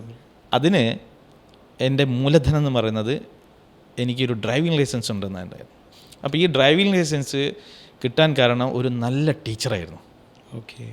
എനിക്ക് തോന്നുന്നത് ഒരു കൊച്ചിക്കാരനായിട്ടുള്ള ഒരു അധ്യാപകനായിരുന്നു. പേര് രമേഷ് എന്നോ മറ്റോ ആണ്. നിങ്ങളെ പേരാന്ന് തോന്നുന്നത്. ഞാൻ ഇപ്പോഴും ഓർക്കുന്നുണ്ട്. അദ്ദേഹം മാലാഖ വന്ന് പഠിക്കുമ്പോൾ എനിക്ക് തോന്നിയത് ഓരോന്നും പഠിപ്പിക്കുന്ന കൃത്യമായിട്ട് നമ്മൾ പഠിച്ചു. അത് പഠിപ്പിക്കാൻ അറിയാമെന്ന് പറയുന്നത് വലിയൊരു കഴിവാണ്. 3-ാമത്തെ മാസം മുതൽ ഞാൻ എൻ്റെ ബിസിനസ് സ്റ്റാർട്ട് ചെയ്തു. ഖത്തറിൽ ബിസിനസ് സ്റ്റാർട്ട് ചെയ്തു. സിമ്പിൾ ബിസിനസ്സാണ്, 1 man ഷോ. ഒരു റേസർ കാർ ഉണ്ടായിരുന്നു. അപ്പോൾ ആ റേസർ കാർ എടുത്തിട്ട് ഞാൻ ഈ ക്യൂടെൽ നമ്മുടെ ഖത്തർ ടെലികോം അതിൻ്റെ പ്രീപെയ്ഡ് കാർഡ്സ് നാട്ടിലേക്ക് വിളിച്ചിട്ട് ബ്രദറിൻ്റെ അടുത്തും ഫാദറിൻ്റെ അടുത്തൊക്കെ കുറച്ച് കാസ്റ്റ് കളക്ട് ചെയ്തു. അത് ഉപയോഗിച്ചിട്ട് ഈ ക്യൂട്ടലിൽ പോയിട്ട് ഈ പ്രൊഡക്റ്റ് മേടിക്കുന്നു, മാർക്കറ്റിൽ സപ്ലൈ ചെയ്യുന്നു. 1% കമ്മീഷൻ. First business. അപ്പോൾ 20,000 ദിറംസാണ്, ഖത്തർ റിയാലാണ് എൻ്റെ ക്യാപിറ്റൽ. ഓക്കെ, ഇവിടുത്തെ ഒരു 4 ലക്ഷം രൂപ വരും. ഈ ക്യാപിറ്റൽ വെച്ചിട്ട് ഞാൻ 80,000 ഡെയിലി ടേൺ ഓവർ ചെയ്യും, അല്ലെ 60,000. ഇത് ബിസിനസ്സിലെ ഒരു ഇക്വേഷനാണ്. നമ്മുടെ ക്യാപിറ്റൽ, നമ്മുടെ സ്റ്റോക്ക് മാക്സിമം ടേൺ അറൗണ്ട് ചെയ്യുക, അപ്പോൾ ROI കൂടും. മനസ്സിലായോ? ഇപ്പം ഞങ്ങൾ ഫാർമസിയിലൊക്കെ ഒരു ഫാർമസി തുടങ്ങുന്ന മെഡിസിനോട് ഞങ്ങൾ 10 ഫാർമസി തുടങ്ങും. ഒരാഴ്ചത്തേക്കുള്ള മെഡിസിനെ വെക്കുള്ളൂ, എവറിഡേ റീഫിൽ ചെയ്യും. സോ ദ ടേൺ അറൗണ്ട്, അപ്പോൾ അങ്ങനെ ROI കൂടും. അങ്ങനെ ഞാൻ കാലത്ത് 7 മണിക്ക് ക്യൂട്ടൽ തുറക്കുമ്പോൾ ഞാൻ അവിടെ പോയിട്ട് സാധനം മേടിക്കും. അവിടെ 12 മണിക്ക് അടയ്ക്കും. അപ്പോഴേക്കും സാധനം മുഴുവൻ വിറ്റിട്ട് ഞാൻ 12 മണിക്ക് രണ്ടാമത് റീഫിൽ ചെയ്യും. പിന്നെ 4 മണിക്കാണ് തുറക്കുക. അപ്പോഴേക്കും ഞാൻ സെക്കൻഡ് റൗണ്ട് കഴിയും. 4 മണിക്ക് വീണ്ടും റീഫിൽ ചെയ്തിട്ട് പിന്നെ ഞാൻ വിറ്റിട്ട് വൈകുന്നേരം അവർ 8 മണിക്ക് അടയ്ക്കുന്ന സമയത്ത് വീണ്ടും പോയി റീഫിൽ ചെയ്യും. So how many times I turn around the capital. പിന്നെ വേറൊരു പ്രത്യേകത എന്ന് വെച്ച് കഴിഞ്ഞാൽ, ഇപ്പോൾ എന്നെ കണ്ടു കഴിഞ്ഞാൽ ഒരു ഷോപ്പുകാരൻ പറയും, 7 മണി ആയല്ലോ എന്ന് എൻ്റെ മുഖം കാണുമ്പോൾ. ആ കടയിൽ ഞാൻ 7 മണിക്ക് വരും എന്ന് പറഞ്ഞാൽ 7 മണിക്ക് ഞാൻ അവിടെ എത്തിയിരിക്കും. പങ്ക്ച്വാലിറ്റി, ഡിസിപ്ലിൻ, അങ്ങനെ പങ്ക്ച്വലായി ഡിസിപ്ലിനായി അപ്പം അങ്ങനെയൊക്കെ സക്സസ് ആയി അവിടുന്ന് പോന്നു. അപ്പം സ്വാഭാവികമായിട്ടും ഒരു മനുഷ്യനുണ്ടാകുന്ന പ്രശ്നം അഹങ്കാരം. എനിക്കുണ്ടായി. എന്താ പറയുക, കോൺഫിഡൻസ് ആണ് ശരിക്കും, ഓവർ കോൺഫിഡൻസ്. ദിവസം 600 രൂപേൻ്റെത് ഡെയിലി 600 എനിക്ക് എന്തും പോസിബിൾ ആണെന്ന് പറഞ്ഞിട്ട് ഗൾഫുകാരുടെ ഭാഷയെ പറയാം കല്ലിവല്ലി എന്ന് പറയും. കല്ലിവല്ലി എന്ന് പറഞ്ഞാൽ ഗൾഫ് ഗുഡ് ബൈ പറയാം. നാട്ടിലെ ഇവിടുത്തെ ഓക്സിജനും ഇവിടുത്തെ അവിടുത്തെ മരുഭൂമിയൊന്നും വേണ്ട, ഇവിടുത്തെ വളരെ ശുദ്ധമായ വെള്ളവും ശുദ്ധമായ ജലവും നാട്ടുകാരും കുടുംബങ്ങളൊക്കെ ചെയ്തിട്ട് ഇവിടെ തന്നെ നിൽക്കാം, ബിസിനസ് ചെയ്യുന്നത്. ഇവിടുത്തെ ബിസിനസ്സിലിട്ടു, എല്ലാം പോയി. 1.5 വർഷം കൊണ്ട് തീരുമാനമായി. കയ്യിൽ വീണ്ടും ഒരു പാസ്പോർട്ട് മാത്രമായി. എന്താണ് കാരണം അങ്ങനെ ഫെയിൽ ആവാനുള്ള കാരണം എന്താണ്? ഒന്ന്, നമ്മൾ ഒരാളെ ട്രസ്റ്റ് ചെയ്യണം ഒരു ബിസിനസ്സിൽ. തീർച്ചയായിട്ടും. അപ്പോൾ ബോബനും മോളിയിൽ ഒരു കഥ ഉണ്ടായിരുന്നു. ബോബനും മോളി അച്ഛനോട് പറഞ്ഞു, അപ്പാ ഇനി എല്ലാ പരിപാടിയും നിർത്തി കച്ചവടം തുടങ്ങാം ചെയ്യാൻ തീരുമാനിച്ചു. കച്ചവടത്തിനൊരു ഡെഫിനിഷൻ ഉണ്ട്, കച്ച കെട്ടി വടം ചെയ്യുക. വടം എന്ന് പറഞ്ഞാൽ വടം, കച്ച കെട്ടി ഇറങ്ങണം, സ്ട്രോങ് ആയിരിക്കണം. അപ്പോൾ അപ്പം പറഞ്ഞു, മക്കളെ, എനിക്ക് അച്ഛൻ്റെ അടുത്ത് നിനക്ക് മൂലധനം തരാനൊന്നുമില്ല, പക്ഷെ അച്ഛൻ ഒരു പാഠം പഠിപ്പിച്ചുതരാം എന്ന് പറഞ്ഞു. എന്നിട്ട് പിള്ളേരോട് പറഞ്ഞു, വാ തട്ടിൻ്റെ മുകളിൽ കയറാം. അങ്ങനെ തട്ടിൻ്റെ മുകളിൽ കയറി അപ്പം പറഞ്ഞു, മക്കളെ താഴോട്ട് ചാടിക്കോന്നുള്ളൂ. അപ്പോൾ മക്കൾ ചോദിച്ചു, അയ്യോ അപ്പം ചാടിയാൻ റിസ്ക് അല്ലേ? റിസ്ക് ആണ്, പക്ഷേ അപ്പനല്ല പറയുന്നത്, അപ്പം പിടിച്ചോളാമല്ലോ. പിള്ളേർ ചാടുന്നു, കാല് പൊട്ടുന്നു, അപ്പം പിടിക്കുന്നില്ല. അപ്പോൾ അവർ ചോദിക്കുന്നു, എന്നാ അപ്പ പണിയാ ചെയ്തേ? അപ്പം അപ്പം പറഞ്ഞു, ഇതാണ് ജീവിതത്തിലെ ബിസിനസ്സിലെ ഏറ്റവും വലിയ പാഠം. ഡോണ്ട് ട്രസ്റ്റ് എനിവൺ, പക്ഷേ ട്രസ്റ്റ് എനിവൺ. നിങ്ങൾ മോളിൽ നിന്ന് ചാടുമ്പോൾ അപ്പം പറഞ്ഞതാണെങ്കിൽ അവിടെ ഒരു വല വിരിച്ചിടുക. തീർച്ചയായിട്ടും വല വിരിച്ചിട്ടുണ്ടെങ്കിൽ യു ആർ സേഫ്, വീണാലും പരിക്ക് പറ്റില്ല. അങ്ങനെ ആയിരിക്കണം ബിസിനസ്. അപ്പം എൻ്റെ ഈ ബിസിനസ്സിൽ ഇത് നഷ്ടപ്പെടാൻ കാരണം എന്താ അറിയോ? ഞാൻ വല വിരിച്ചില്ല. അവൻ ചാടാൻ പറഞ്ഞു, ഞാൻ ചാടി, പണി കിട്ടി. അങ്ങനെ തിരിച്ച് വെറും പാസ്പോർട്ടുമായിട്ട് വീണ്ടും ഖത്തറിലേക്ക് പോയി. അല്പം ജാള്യതയോട് കൂടിയിട്ട് തലകുനിച്ച് നടന്നു. അപ്പോൾ നോക്കി, മിനിമം ഇൻവെസ്റ്റ്മെന്റ് കൊണ്ട് എന്ത് ബിസിനസ് ചെയ്യാൻ പറ്റും. വീണ്ടും നമ്മൾ സ്റ്റാർട്ട് ചെയ്യാൻ സീറോയിൽ സ്റ്റാർട്ട് ചെയ്യാൻ. നാട്ടിലൊരു കോളേജൊക്കെ ഉണ്ട് ആ സമയത്ത്. അഹങ്കാരത്തിൻ്റെ ഭാഗമായിട്ട് മാറി. ഫാദറിൻ്റെ അടുത്തും ബ്രദറിൻ്റെ അടുത്തും ചോദിക്കില്ല എന്ന് മനസ്സുകൊണ്ട് തീരുമാനിച്ചു. ആരടുത്തും ചോദിക്കില്ല, ഫാദറിൻ്റെ അടുത്തും ചോദിക്കില്ല. സ്വന്തം ഞാൻ ക്യാപിറ്റൽ കോൺട്രിബ്യൂട്ട് ചെയ്യാൻ വേണ്ടിയിട്ട് ബാങ്കിനെ അപ്രോച്ച് ചെയ്യാം, ഇൻട്രസ്റ്റ് ഒന്നും നോക്കിയില്ല. ഭാര്യയുടെ പണ്ടെടുത്ത് പണയം വെക്കാൻ ഒന്നും നോക്കിയില്ല. ഞാൻ ചെയ്തത് എൻ്റെ കയ്യിലുള്ളത് എന്താ നോക്കി. നമ്മൾ പരാജയപ്പെടുമ്പം നമ്മൾ എല്ലാവരും പിന്നെ ഇല്ലാത്തതോർത്ത് ദുഃഖിക്കും അല്ലേ, വേവലാതിപ്പെടും. അയ്യോ എനിക്ക് അതില്ലല്ലോ ഇതില്ലെന്ന്. ഉള്ളത് എന്താന്ന് നോക്കുക. ഒന്ന്, ആത്മവിശ്വാസം. തീർച്ചയായിട്ടും. രണ്ടാമത്തത് എൻ്റെ കയ്യിലുള്ളത് ആൾക്കാരായിട്ട് റിലേഷൻ. ഞാൻ 1.5-2 വർഷം ഞാൻ അവിടെ ജോലി ചെയ്ത സമയത്ത്, ഞാൻ ഈ ബിസിനസ് ചെയ്യുന്ന സമയത്ത് ഓരോ വ്യക്തികളുടെ അടുത്തും ഞാൻ ഉണ്ടാക്കിയ റിലേഷൻഷിപ്പ്. അവിടെ പോയിട്ട് ഞാൻ അവരോട് പറഞ്ഞു, ഞാനൊരു ചിട്ടി തുടങ്ങാണ്, 1000 നിങ്ങളെല്ലാം ഇനിഷ്യലി ഡെപ്പോസിറ്റ് ചെയ്യുക, every month you will get it back. Capital ഒറ്റ ദിവസം കൊണ്ട് 10,000 ക്യാപിറ്റൽ വന്നു. വാട്ട് എ ബ്രില്യന്റ് ഐഡിയ അല്ലേ? ഒന്നുമില്ലാത്തവന് വിശ്വാസവും റിലേഷനും ട്രസ്റ്റും, ആൾക്കാരുമായിട്ടുള്ള ട്രസ്റ്റ്. അപ്പം ഞാൻ അവരെയും ട്രസ്റ്റ് ചെയ്തു. ഇപ്പം ട്രസ്റ്റ് ഒരു സ്ഥലത്ത് എനിക്ക് പണി കിട്ടി, അതെ, മറ്റേ സ്ഥലത്ത് എനിക്ക് ട്രസ്റ്റ് കിട്ടി, നന്നായി. അപ്പോൾ ആ ട്രസ്റ്റ് ഉപയോഗിച്ചിട്ട് ക്യാപിറ്റൽ കോൺട്രിബ്യൂട്ട് ചെയ്തിട്ട് ഞാൻ എന്താണ് ബിസിനസ് 10,000 ദിർഹംസ് കൊണ്ട് തുടങ്ങാൻ പറ്റുക. അപ്പം ഞാൻ സെലക്ട് ചെയ്തൊരു ഇൻഡസ്ട്രി കേട്ടാൽ നിങ്ങൾ ഞെട്ടും, മീൻ കച്ചവടം. ഹോൾസെയിൽ സൂക്കിൽ പോയിട്ട് രാവിലെ തന്നെ പോയിട്ട് മീൻ വാങ്ങും, എന്നിട്ട് ഈ ലേബർ ക്യാമ്പിലും ഗ്രോസറികളിലും ഒക്കെ സപ്ലൈ ചെയ്യും. അന്ന് ഇ കൊമേഴ്സും കാര്യങ്ങളൊന്നും ഇല്ല, സ്റ്റാഫിന് വെച്ചിട്ടാണ് സപ്ലൈ അല്ല, സ്വന്തം 10,000 ദിർഹംസ് അല്ലേ സപ്ലൈ. അതിന് വേണ്ടിയിട്ട് ഞാൻ ആദ്യം ഒരു ഐസ് ബോക്സ് വാങ്ങുന്നു. 3,500 ദിർഹംസ് ഖത്തർ റിയാലിന് ഒരു മസ്ദ 369, ഒരു green colour car. A C ഒന്നും ഉണ്ടാവില്ല കേട്ടോ, എ സി ഒന്നും ഇല്ല. അത് വാങ്ങുന്നു. അപ്പോൾ ഇതിൻ്റെ ബാക്കിൽ പെട്ടിയൊക്കെ വെച്ച് ബാക്കി അറൗണ്ട് ഒരു 6,000 ബാലൻസ്. ഇതാണ് ക്യാപിറ്റൽ, വർക്കിംഗ് ക്യാപിറ്റൽ. ഇതുകൊണ്ട് കാലത്ത് പോയിട്ട് ഒരു 1,000-2,000 ദിർഹംസിന് മേടിക്കും, പിന്നെ ലൈനിൽ കടം കൊടുക്കണം. തീർച്ചയായിട്ടും അതിനുള്ള വർക്കിംഗ് ക്യാപിറ്റലായിട്ട് കിടന്നുറങ്ങുന്നു. രാവിലെ എണീറ്റ് നോക്കുന്ന സമയത്ത് പേഴ്സും ഇല്ല, പാൻറ്റും ഇല്ല, ഈ സാധനങ്ങൾ പൈസ ഒന്നുമില്ല, കള്ളം കൊണ്ടുപോയി. Again zero, turning point. അപ്പോൾ റെസ്പോൺസിബിലിറ്റി ആയി ഭയങ്കരമായിട്ട്. ഇവർക്കൊക്കെ 1,000 വെച്ച് തിരിച്ചു കൊടുക്കണമല്ലോ. അപ്പോൾ ഒരു സുപ്രഭാതത്തിൽ പെട്ടെന്ന് ലാബിലിറ്റി കൂടുന്നു, മൈനസ് ഉള്ളവർ വീണ്ടും മൈനസിലേക്ക് വന്നു, -10,000 പോയി, 0 -10,000. അപ്പം അങ്ങനെ നിൽക്കുന്ന സമയത്താണ് എൻ്റെ അടുത്ത് വീണ്ടും ദൈവം ഒരാളെ അയക്കുന്നു, ഇസ്മായിൽ പുളിക്കണ്ടി എന്ന് പറഞ്ഞിട്ട് ഒരാളുണ്ടായിരുന്നു. അയാൾ അറബി മാത്രമേ സംസാരിക്കുള്ളൂ, മലയാളിയാണ്. അറബി പത്രമാണ് വായിക്കുക, അൽ ഷർക്ക് എന്നൊരു പത്രമുണ്ട്. അപ്പം അറബി ഇങ്ങനെ മലയാളം വായിക്കും പോലെ ഇങ്ങനെ വായിച്ചിട്ട് ഭയങ്കര രസമായിട്ട്. അപ്പോൾ അയാൾ എൻ്റെ അടുത്ത് പറഞ്ഞു, നിന്നെ കുറേ കാലമല്ലോ കണ്ടിട്ട്, നീ എന്താ ഇവിടെ നിൽക്കുന്നത്? അപ്പം ഞാൻ പറഞ്ഞു, ഇന്നലെ രാത്രി ഇങ്ങനെ ഒരു സംഭവം ഉണ്ടായി. ഇപ്പം ഞാനും ഉണ്ട്, വണ്ടിയുണ്ട്, വണ്ടിയിൽ പെട്രോൾ പോലും ഇല്ല, കയ്യിൽ 5 പൈസ ഇല്ല, വാന്ന് പറഞ്ഞ് എന്നെ കൂട്ടി പുള്ളി പറഞ്ഞൊരു ബിസിനസ് ഐഡിയ ഉണ്ട്. അന്ന് ഖത്തർ സൗദി ബോർഡർ പുതിയ ബിൽഡിംഗ് പണി കഴിച്ചിട്ടുണ്ട്. അതിനകത്ത് റെസ്റ്റോറൻറ്റ്, കെഫ്റ്റീരിയ, സൂപ്പർ മാർക്കറ്റ്, പിന്നെ സെൻട്രൽ ജയിലിൽ ഒരു കെഫ്റ്റീരിയ, ഇതൊക്കെ ടെൻഡർ വെച്ചിട്ടുണ്ട്. നമുക്ക് ടെൻഡറിന് പോകാമെന്ന് പറഞ്ഞു. ഞാൻ പറഞ്ഞു, ഇതിന് ക്യാപിറ്റൽ ഒരു 1 lakh ഖത്തർ റിയാൽ വേണം, അപ്പം നീ ഇൻവെസ്റ്റ് ചെയ്യണം. ഞാൻ പറഞ്ഞു, എൻ്റെ അടുത്ത് ഒരു പൈസ ഇല്ല, മൈനസിലാണ് നിൽക്കുന്നത്. അപ്പോൾ എൻ്റെ അടുത്ത് പറഞ്ഞു, പക്ഷെ നിനക്കൊരു പേരുണ്ടെന്ന്, നീ ആ പേര് വെക്ക്, പേര് ഉപയോഗിക്കുക. ഞാൻ ചോദിച്ചു, പേരെങ്ങനെ ഉപയോഗിക്കാം? How explain me. അപ്പോൾ എന്നോട് പറഞ്ഞു, ഞാനൊരു മുതലാളിനെ കാണിച്ചു തരാം. സോ ആ നിൽക്കുന്ന ഒരു മുതലാളിയാണ്, അയാളുടെ അടുത്ത് പോവുക, ഈ പ്രപ്പോസൽ പറയാം, ഞാൻ ചോദിച്ച പൈസ തരില്ല, നീ ചോദിച്ചു കഴിഞ്ഞാൽ നിനക്കൊരു പേരുണ്ട്, നിനക്കൊരു ക്രെഡിബിലിറ്റി ഉണ്ട്, ഉണ്ടാക്കി വെച്ചിരിക്കുന്നത്. അതായത് അല്ല, മാസം മറന്നു ദിവസം മറന്നവരിലേക്ക് പോയ ആളെന്നുള്ളൊരു പേര് നിനക്കുണ്ട് ഇവിടെ മാർക്കറ്റിൽ. So utilise. നമുക്കറിയില്ല, എൻ്റെ കയ്യിലുണ്ട് എന്ന് ഞാൻ നോക്കിയപ്പോൾ എനിക്ക് ആത്മവിശ്വാസവും റിലേഷനൊക്കെ കണ്ടു. ഇത് ഞാൻ കണ്ടില്ലായിരുന്നു, ഇത് വേറൊരാളെ എന്നെ കാണിച്ചു തരാണ്. എനിക്ക് കോൺഫിഡൻസ് ആയില്ല. എനിക്ക് 1 lakh ദിർഹംസ് ഇല്ല, തരില്ല. നോ, നീ പോ, ചോദിക്കുക. അപ്പം ഞാൻ ധൈര്യസമേതം അയാളുടെ അടുത്ത് പോകുന്നു, ഹജിക ഇങ്ങനെയൊരു പ്രപ്പോസലുണ്ട്, ഇതാണ് കാര്യം, നമുക്ക് 50-50, ഓക്കെ, ഫർദർ ക്യാപിറ്റൽ നമ്മൾ കോൺട്രിബ്യൂട്ട് ചെയ്യും, അത് നമുക്ക് പിന്നെ ആലോചിക്കാം, നിങ്ങൾ തയ്യാറുണ്ടോ ചോദിച്ചു. മുമ്പൊരു ടേബിൾ തുറന്നിട്ട് അപ്പം തന്നെ ക്യാഷ് എടുത്ത് തന്നു. ഒരു ചെക്കും ചോദിച്ചില്ല, അഗ്രിമെൻ്റ് ഒന്നുമില്ല. അതാണ് ദൈവാധീനം എന്ന് പറയുന്നത്. അതാണ് ദൈവം അയച്ച 3ാമത്തെ ആൾ ലൈഫിൽ. അവിടെ നിന്നാണ് ഞാൻ എൻ്റെ life turning point, another turning point. പക്ഷേ അവിടെയും ട്രാജഡി ഉണ്ടായി. ഏതൊരു ഗൾഫിലുണ്ടാകുന്നൊരു പ്രശ്നമാണ് സ്പോൺസർ ചീറ്റ് ചെയ്യാന്ന് പറയുന്നത്. ഇദ്ദേഹം എന്നെ ചീറ്റ് ചെയ്തിട്ടില്ല, പക്ഷേ ഇദ്ദേഹം എന്നോട് പിന്നെ ടേംസ് മാറ്റി. ഷോപ്പ് തുടങ്ങുന്നതിൻ്റെ തലേന്ന് ദിവസം പറഞ്ഞു, ഇതിന് മൊത്തം കാശ് ഞാൻ മുടക്കിക്കോളാം, നിങ്ങളെല്ലാം എംപ്ലോയീസ് ആയിക്കോന്ന്. ഞാൻ പറഞ്ഞു, ബിസിനസ് ഫൈൻഡ് ഔട്ട് ചെയ്ത് ഞങ്ങൾ ഐഡൻറ്റിഫൈ ചെയ്തത്, ക്യാപിറ്റൽ ഇൻവെസ്റ്റ് ചെയ്തു, അതിനുവേണ്ടി ഡെഡിക്കേറ്റ് ചെയ്ത് നമ്മളാണ്. കിട്ടിയതിന് ശേഷമാണ് ഒരു സ്പോൺസറെ പറ്റി ആലോചിക്കുക. അപ്പോഴാണ് നിങ്ങൾ ചിത്രത്തിലേക്ക് വരുന്നത്. അതുകൊണ്ട് ഒരിക്കലും നിങ്ങൾ ഇതിൻ്റെ ഭാഗമല്ല, നിങ്ങൾക്ക് വേണമെങ്കിൽ 10% തരാം എന്നൊക്കെ പറഞ്ഞു നോക്കി. അവസാനം പുള്ളി 50% നിന്നു. പക്ഷേ അപ്പോൾ ഇതിന് ഇത്രയും കാലം ഇൻവെസ്റ്റ് ചെയ്ത ഒരുപാട് ആൾക്കാരെ ഞങ്ങൾ ഒഴിവാക്കേണ്ടി വന്നു. അപ്പം ഞാൻ അന്ന് തന്നെ തീരുമാനിച്ചു, അത് പറ്റില്ല, ഞാനും കൂടി പോവാം. അപ്പോൾ അയാൾ പറഞ്ഞു, പോകാൻ പറ്റില്ല, നീ പോകരുത്. ഞാൻ മനസ്സോടെ ഒരു വർഷം അവിടെ നിന്നു ജോലി ചെയ്തു. നല്ല പ്രോഫിറ്റ് കിട്ടുന്ന ഓർഗനൈസേഷൻ ആണെങ്കിൽ കൂടി എൻ്റെ ജീവിത മൂല്യം എന്നെ അവിടെ നിൽക്കാൻ സമ്മതിച്ചില്ല.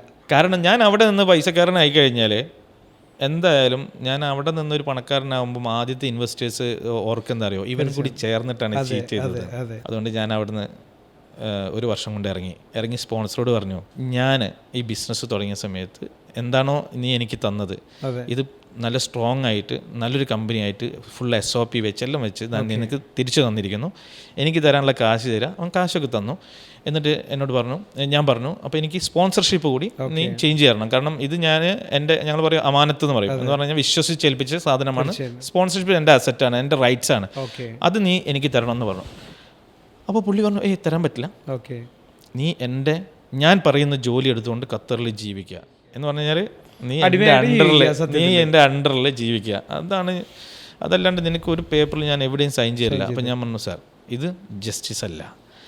ഞാൻ സാറിൻ്റെ അടുത്ത് ഇത്രയും കാലം, എനിക്ക് അന്ന് തന്നെ 1 വർഷം മുമ്പ് തന്നെ ഇരുന്ന് ഇറങ്ങി പോകായിരുന്നു, പക്ഷേ സാറിനെ ഞാൻ റെസ്പെക്റ്റ് ചെയ്യുന്നതുകൊണ്ടും ഞാൻ എത്തിക്സ് ഞാൻ ഇത്തിരി നിന്നു. അപ്പം സാർ എനിക്ക് എൻ്റെ റൈറ്റ് തിരിച്ചു തരണം, പറ്റില്ല എന്ന് പറഞ്ഞാൽ ഞാൻ നിർബന്ധം പിടിച്ചു. അപ്പോൾ പുള്ളി കുറച്ച് സ്ട്രോങ് ആയി.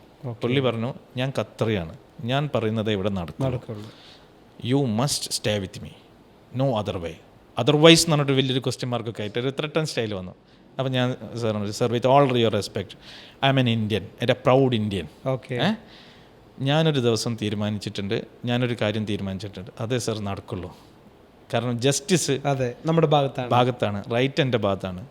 അപ്പോൾ പുള്ളി ഞാൻ ഇതിന് ഫൈറ്റായപ്പോൾ പുള്ളി എന്നോട് പറഞ്ഞു, 24 hours കൊണ്ട് നിന്നെ ഞാൻ ഇവിടുന്ന് കെട്ടുകെട്ടിക്കും.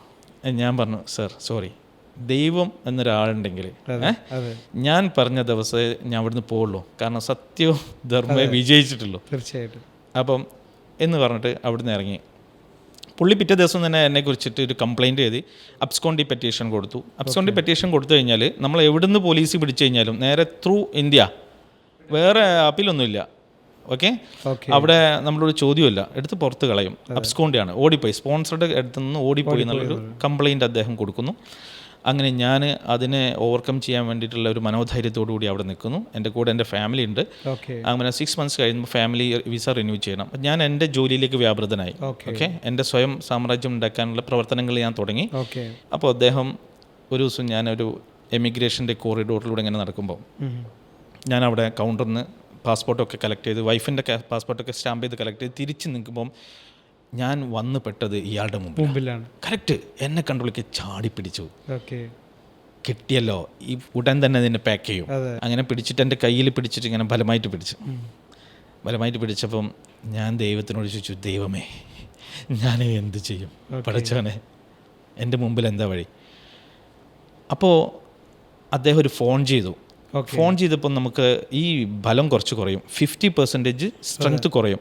അപ്പോൾ ദൈവം എന്നോട് പറഞ്ഞു, ഇനി ഞാൻ നിന്നോട് പറയണ്ടല്ലോ, നീ കണ്ടത് അല്ലേ മിക്കി മൗസ്?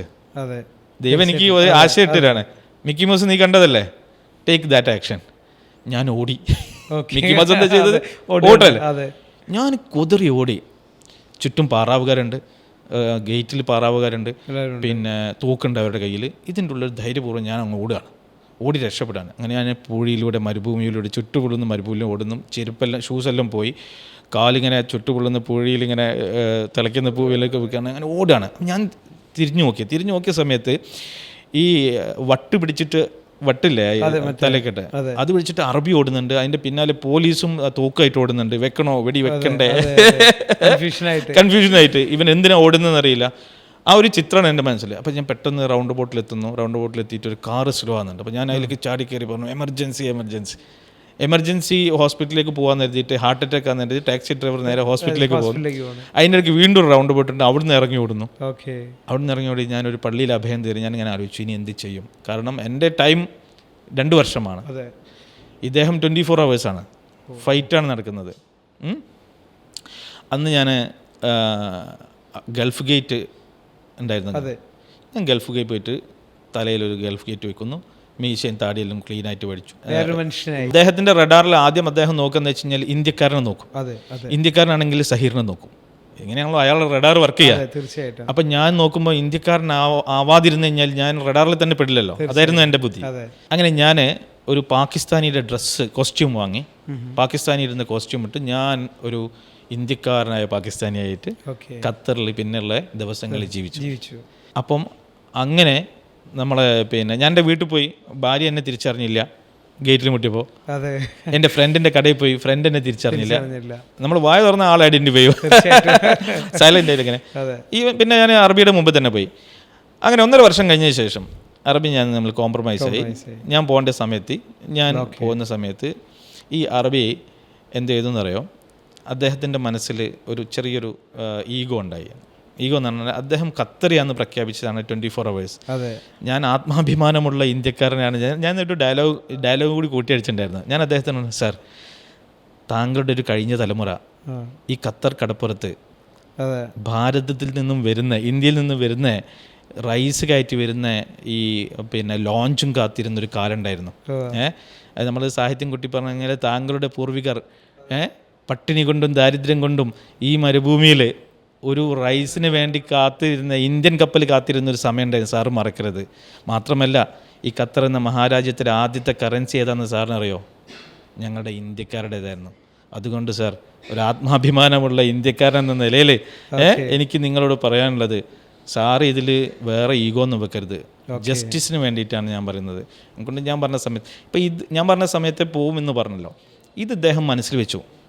തീർച്ചയായിട്ടും. അപ്പോൾ അതിന് വേണ്ടിയിട്ട് അദ്ദേഹം ഒരു കേസ് മാത്രം റിമൂവ് ചെയ്തില്ല. അത് ഞാൻ അറിഞ്ഞില്ല. ഞാൻ എയർപോർട്ടിൽ എത്തിയപ്പോൾ എന്നെ പോലീസ് പിടിച്ചപ്പോഴാണ് ആ കേസിൽ അറിയുന്നത്. അങ്ങനെ എന്നെ അകത്താക്കി, നേരെ ജയിലിലേക്ക് പോയി. ജയിലിൽ പോയപ്പോൾ അദ്ദേഹം വന്നു, കേസൊന്നുമില്ല, അത് അദ്ദേഹം എഴുതി കൊടുത്ത് ഇദ്ദേഹത്തിൻ്റെ ഓഫീസിൽ നിന്ന് എന്തെങ്കിലും ഡോക്യുമെൻറ്റ്സ് എടുത്തോന്നൊരു സംശയം അത്രയേ ഉള്ളൂ എന്ന് പറഞ്ഞിട്ടൊരു കേസ്, അത് ഇല്ലയെന്നും പറഞ്ഞിട്ട്. അപ്പോൾ അദ്ദേഹത്തിനോട് പിന്നെ ഒരാൾ പോയി ചോദിച്ചു, why you did this in the last moment. അപ്പോൾ അദ്ദേഹം പറഞ്ഞു, ഇങ്ങനൊരു വാക്ക്, ആത്മാഭിമാനമുള്ള ഇന്ത്യക്കാരനല്ലേ കിടക്കട്ടെ ജയിലിൽ. അപ്പോൾ എനിക്ക് തോന്നി, എന്താ അറിയോ, ഞാൻ ഗാന്ധിജിനെ പോലെ 140 കോടി ജനങ്ങളുടെ ആത്മാഭിമാനം കാക്കാൻ വേണ്ടിയിട്ടാണല്ലോ ഞാൻ ജയിലിൽ കിടന്നതെന്ന് ഞാൻ ഓർത്തു. അതെ. പക്ഷേ ഞാൻ അന്ന് ഓർത്തൊരു വേറെ കാര്യം ഉണ്ടല്ലോ, ലൈഫിൽ 3 ഇടങ്ങളിൽ പോയാൽ നിങ്ങൾ ലക്കിയാണ് എന്ന് മനസ്സിലാകുന്ന. അതായത് ആർ യു ബ്ലെസ്ഡ് എന്ന് ചോദിച്ചു കഴിഞ്ഞാൽ, അയ്യോ എനിക്ക് ആ പ്രശ്നമുണ്ട്, ഈ പ്രശ്നമുണ്ട്, ഇന്നലെ വാട്സപ്പിൽ ഫാമിലി ഗ്രൂപ്പിൽ ഒരു ചാറ്റ് ചെയ്തപ്പം ആരും ലൈക്ക് ചെയ്തില്ല, ഇതൊക്കെയാണ് ആൾക്കാരുടെ പ്രശ്നം, സ്ട്രെസ്സിന് കാരണം, കുഞ്ഞു കാര്യങ്ങളാണ്. പക്ഷേ you are blessed, you have no problem, you are the luckiest man in the world എന്ന് പറയണമെങ്കിൽ പോകേണ്ട ആദ്യത്തെ സ്ഥലം ഏതാണെന്നറിയോ? ഹോസ്പിറ്റല്. നിങ്ങൾ ബെഡിലല്ല, നിങ്ങൾ പുറത്താ. U are the luckiest person. നിങ്ങൾക്ക് ആകാശം കാണാം, നിങ്ങൾ പ്രിസണിലല്ല. പ്രിസണിൽ ഞാൻ 4 ദിവസം കിടന്നപ്പോൾ എൻ്റെ ഏറ്റവും വലിയ ശ്വാസമുട്ട് എന്തായിരുന്നു? I want to see the sky. ഇത്രയും കാലം ഞാൻ കണ്ട മനോഹരമായ സ്കൈ എനിക്കിന്ന് കാണാൻ പറ്റുന്നില്ല, അല്ലേ? ഒന്ന് ഓർത്ത് നോക്കിയേ, നിങ്ങൾക്കിപ്പോൾ പുറത്തേക്ക് ഇറങ്ങാൻ പാടില്ല എന്ന് പറഞ്ഞു കഴിഞ്ഞാൽ കൊറോണ സമയത്തൊക്കെ എല്ലാവരും അനുഭവിച്ചൊരു കാര്യമല്ലേ അത്? ഇതാണ്, നിങ്ങൾ പ്രിസൻ്റ് അകത്തല്ല, you are the luckiest person. The third thing is that ശ്മശാനം. നിങ്ങളൊരു ശ്മശാനത്തിൽ പോയി കഴിഞ്ഞാൽ, ഒരു ഖബർസ്ഥാനിൽ പോയി കഴിഞ്ഞാൽ, നിങ്ങൾ മണ്ണിനടിയിലല്ല, നിങ്ങൾ പുറത്തുള്ള ആളാണ്. ഈ 3 ഇടങ്ങളിൽ പോയാൽ U are the luckiest person എന്ന് സ്വയം തിരിച്ചറിയും. ഓക്കെ, അപ്പം ശരിക്കും ഇതൊക്കെ ടേണിംഗ് പോയിൻ്റാണ്. ജയിലിൽ പോയത് ടേണിംഗ് പോയിൻ്റാണ്. നമ്മുടെ വിഷൻ, നമ്മുടെ ഒരു ബ്ലെസ്സിങ്സിനെ കൗണ്ട് ചെയ്യാൻ പറ്റുന്ന സ്ഥലങ്ങളാണ് ആശുപത്രി, ഇത് കാര്യം. അപ്പം എൻ്റെ ലൈഫിൽ ഇതൊക്കെ ടേണിംഗ് പോയിൻ്റാണ്. ജയിൽ ടേണിംഗ് പോയിൻ്റാണ്. RBI ആയിട്ടുള്ള ഫൈറ്റ് ടേണിംഗ് പോയിൻ്റാണ്. പിന്നെ അതിന് മുമ്പേ ഡ്രൈവിംഗ് ലൈസൻസ് കിട്ടിയത് ടേണിംഗ് പോയിന്റ്സിന്റെ ഒരു ഘോഷയാത്ര. ഇപ്പം നമ്മൾ ഇത്രയും കോൺഫിഡൻ്റ് ആയിട്ടിരുന്ന് പറയുന്നു, പക്ഷെ ഒരു ബിസിനസ് സ്റ്റാർട്ട് ചെയ്യുമ്പോൾ നമ്മൾ ഈ ഫേസ് ചെയ്യുന്ന പ്രോബ്ലംസ് ഉണ്ട് അല്ലേ? അപ്പോൾ തുടക്കത്തിലൊക്കെ നമുക്ക് ഫേസ് ചെയ്യേണ്ടുന്ന പ്രശ്നങ്ങൾ, ഏറ്റവും വലിയ പ്രശ്നം എന്ന് പറഞ്ഞാൽ ഞാൻ ഫേസ് ചെയ്തത് പാഷനേറ്റ് ആയിട്ട് തുടങ്ങി എന്നുള്ളത് വലിയൊരു പ്രോബ്ലം ആയിരുന്നു. ഓക്കെ, അതാണ് ആദ്യമായിട്ട് പ്രൈസ് ടാഗ് ഇട്ടത്. പ്രൈസ് ടാഗ് ഇട്ടു. ഞങ്ങളുടെ ഗ്രൂപ്പിൻ്റെ എല്ലാം പ്രത്യേകത എന്ന് വെച്ച് കഴിഞ്ഞാൽ ഫുൾ ട്രാൻസ്പെറൻ്റ് ആണ് ഗവൺമെൻറ്റുമായിട്ട്. ഓക്കെ, ഒരു അണ്ടർ ടേബിളോ കാര്യങ്ങളോ ബ്ലാക്കോ കാര്യങ്ങളോ ഒന്നുമില്ല. ഫോൺ 100% വൈറ്റിലാണ് ബിസിനസ് ചെയ്യുന്നത്. അതുകൊണ്ടാണ് നമ്മൾ പ്രൈസ് ഇട്ടത്. പക്ഷേ പ്രൈസ് ഇട്ടത് നമ്മൾ buying price plus certain percentage ആണല്ലോ. അതിട്ടിട്ട് നമ്മൾ മാർക്കറ്റിൽ വെക്കുമ്പം മാർക്കറ്റിൽ ഇവൻ ഈ വിലയ്ക്ക് വിൽക്കാൻ പറ്റുമോ എന്ന് പറയുന്ന ഒരു ചോദ്യം ഉണ്ടായി. ഞാൻ ചോദിച്ചില്ല.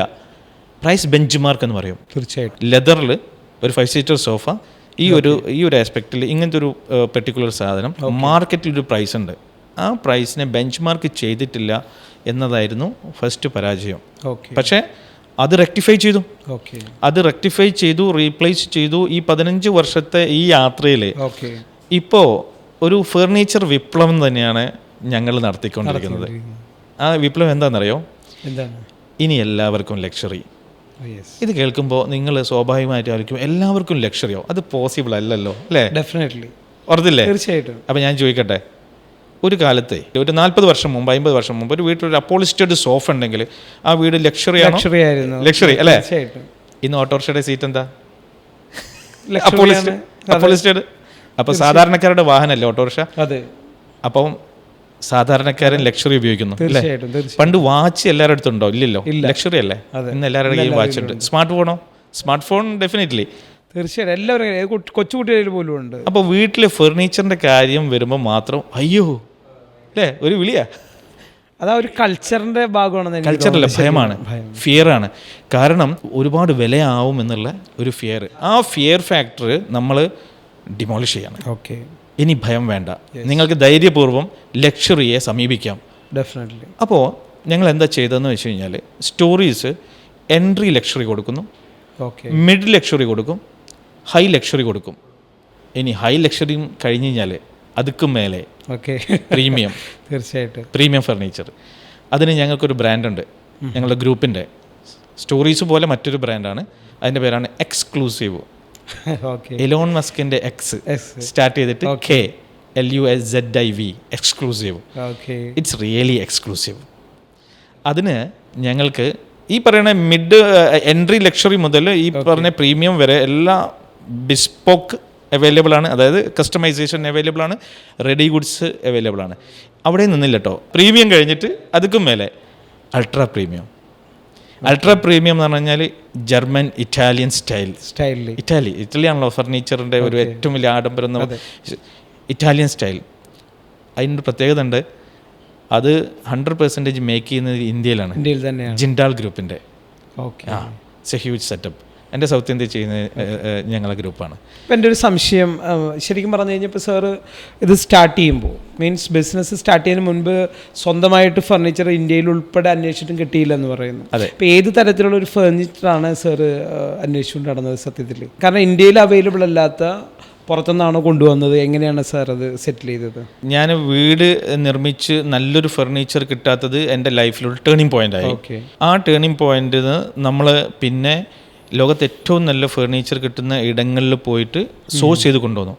അതിൽ ഇന്തോനേഷ്യ ഉണ്ട്, തുർക്കി ഉണ്ട്, ഇറ്റലി ഉണ്ട്, ജർമ്മനി ഉണ്ട്, വിയറ്റ്നാം ഉണ്ട്, തായ്വാൻ ഉണ്ട്. ഒരു 19ഓളം രാജ്യങ്ങൾ ഞങ്ങൾ കൊണ്ടുവന്നിട്ടുണ്ടായിരുന്നു. ഇന്ന് പക്ഷേ കൊറോണയ്ക്ക് ശേഷം ഒരുപാട് കെമിസ്ട്രി മാറി കേട്ടോ. ഇപ്പോൾ ഇന്ത്യയിൽ നിന്ന് കുറേ മാനുഫാക്ചറിങ് ഉണ്ട്. ഞങ്ങൾക്ക് തന്നെ 2 മാനുഫാക്ചറിങ് യൂണിറ്റ് ഉണ്ട്, ബാംഗ്ലൂരും കോയമ്പത്തൂരും ഉണ്ട്. അതിൻ്റെ പുറമെ ഈ പറയുന്ന രാജ്യങ്ങളൊക്കെ ഇമ്പോർട്ട് ചെയ്യുന്നുണ്ട്. അതിൻ്റെയൊക്കെ പുറമെ സിൻസിയറായിട്ട് സർവീസ് കൊടുക്കുക എന്നുള്ളതാണ് സ്റ്റോറീസിൻ്റെ ഒരു മുദ്രാവാക്യം. അഫോർഡബിൾ പ്രൈഡാണ് സ്റ്റോറീസ്, ഒരു പ്രൈഡാണ്. കേരളത്തിലെ ഒരു ആദ്യത്തെ ഫർണിച്ചർ ബ്രാൻഡാണ് സ്റ്റോറീസ്. നിങ്ങൾക്ക് 24,500 രൂപയ്ക്കും ഞങ്ങൾ തരില്ല ലക്ഷറി. 25,000 രൂപ വേണം മിനിമം. 25,000 രൂപ ഉണ്ടെങ്കിൽ ഒരു 5 സീറ്റർ ലക്ഷറി സോഫ സ്വന്തമാക്കാം. 2.5 ലക്ഷത്തിനും 4 ലക്ഷത്തിനും നമ്മുടെ അടുത്ത് നിന്ന് തന്നെ ഹൈ ലക്ഷറിയും പ്രീമിയം വാങ്ങുന്ന ആൾക്കാർ ചോദിക്കും, ആ 25,000-ന് ക്വാളിറ്റി ഉണ്ടാവുമോ? ക്വാളിറ്റിയിൽ നിങ്ങൾ എവിടെയോ കോംപ്രമൈസ് ചെയ്തു എന്ന് പറയും. സ്വാഭാവികമായിട്ടുള്ള ചോദ്യം. എൻ്റെ ഏറ്റവും അടുത്ത എൻ്റെ റിലേറ്റീവ് വരെ ചോദിച്ചിട്ടുണ്ട്, ഓ അതിന് നീ ക്വാളിറ്റി കോംപ്രമൈസ് ചെയ്തു അല്ലേ? അപ്പം ഞാൻ പറഞ്ഞു, ഇതൊരു എക്സ്പോർട്ട് ക്വാളിറ്റി പ്രൊഡക്റ്റാണ്.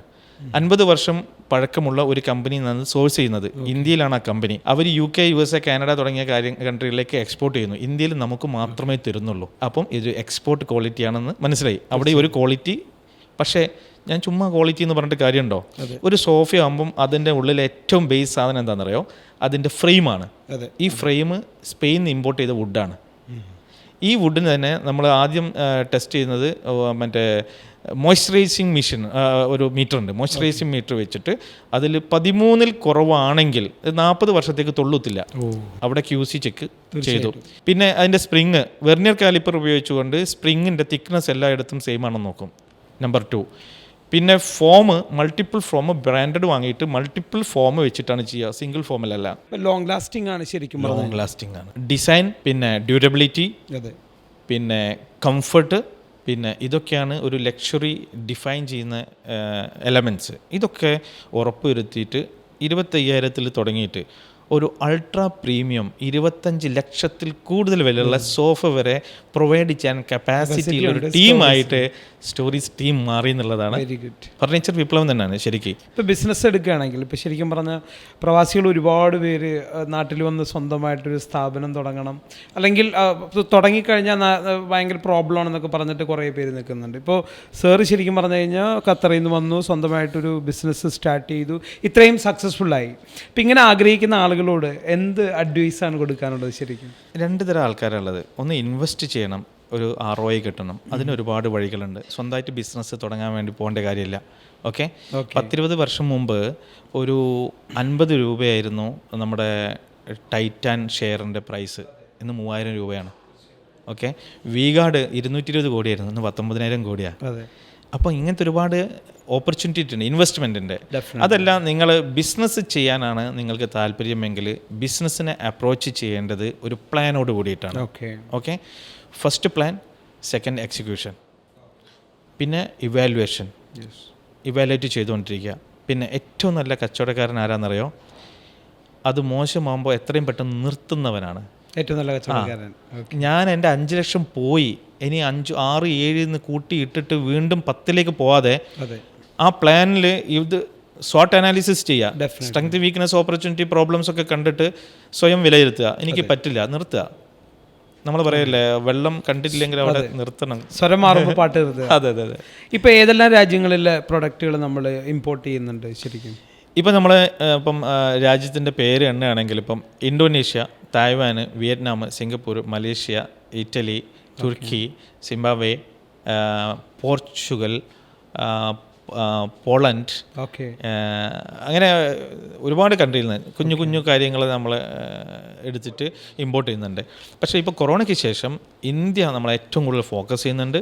ഒന്ന്, ഗിവിങ് എംപ്ലോയ്മെൻറ്റ് ടു ഇന്ത്യ. നമ്മളല്ല, ഇറ്റലിയിലെ എംപ്ലോയീസ് ഇവിടെ വന്നിട്ട് സ്കിൽ ഡെവലപ്പ് ചെയ്യുന്നുണ്ട് നമ്മുടെ കമ്പനിയിൽ. ഇറ്റലിയിലുള്ള ഇവിടെ സ്കിൽ ഡെവലപ്മെൻറ്റിന് കൊടുക്കുന്നത്. മാറ്റങ്ങൾ വരുത്തിക്കൊണ്ടിരിക്കുകയാണ് ഒരു ബിസിനസ്സിൽ ഏറ്റവും ചെയ്യേണ്ടത്. ഇന്നിപ്പം ടെക്നോളജിനെ അഡ്ഹിയർ ചെയ്യുക എന്നുള്ളതാണ്. മാക്സിമം ടെക്നോളജി നിങ്ങളെ ബിസിനസ്സിലേക്ക് കൊണ്ടുവന്നു കഴിഞ്ഞാൽ മാത്രമേ ഇപ്പോഴത്തെ കാലത്ത് പിടിച്ചേക്കാൻ പറ്റുള്ളൂ. ബിസിനസ്സുകാരോട് പറയാനുള്ള ഏറ്റവും വലിയ കാര്യം, ഇതുവരെ ഇപ്പം ചെയ്തുകൊണ്ടിരിക്കുന്ന കച്ചവടക്കാരോടും ഒരുപാട് വലിയ വലിയ ബിസിനസ് ചെയ്ത് സക്സസ് ആയ ആൾക്കാരോടും നമ്മളൊരു ചോദ്യം ചോദിക്കുക. നിങ്ങളുടെ ബിസിനസ്, നിങ്ങളുടെ ഓർഗനൈസേഷൻ എന്താണ് നിങ്ങളുടെ കൾച്ചർ? ചോദ്യം ചോദിച്ചു കഴിഞ്ഞാൽ കൾച്ചറോ? നല്ല കൾച്ചർ നല്ലതായിരിക്കും. അല്ല, സ്റ്റോറീസ് വാർത്തെടുത്തിരിക്കുന്നത് 7 പില്ലേഴ്സിലാണ്. കൾച്ചർ പഠിപ്പിക്കുക, കൾച്ചർ ഉണ്ടാക്കുക. രണ്ടാമത് റൈറ്റ് ഡിസിഷൻ. ഒരിക്കലും ഗ്രീഡി ആയിട്ട് നമ്മൾ ഒരു ബിസിനസ് ചെയ്യാൻ പാടില്ല. ബിസിനസ് എന്ന് പറഞ്ഞു കഴിഞ്ഞാൽ നമുക്ക് ശമ്പളം കിട്ടും പോലെ ഒരു പൈസ കിട്ടും, അത്രയേ ഉള്ളൂ. അത് പക്ഷേ സ്കെയിലപ്പ് ചെയ്യാനുള്ള ഒരു മോഡലാണെങ്കിൽ ചിലപ്പോൾ നിങ്ങൾക്ക് ഒരുപാട് കാശ് കിട്ടിയായിരിക്കും. ഒരിക്കലും കാശുകാരനാകാൻ വേണ്ടിയിട്ട് ബിസിനസ് ചെയ്യാൻ പാടില്ല. അതാണ് അനദർ അഡ്വൈസ്.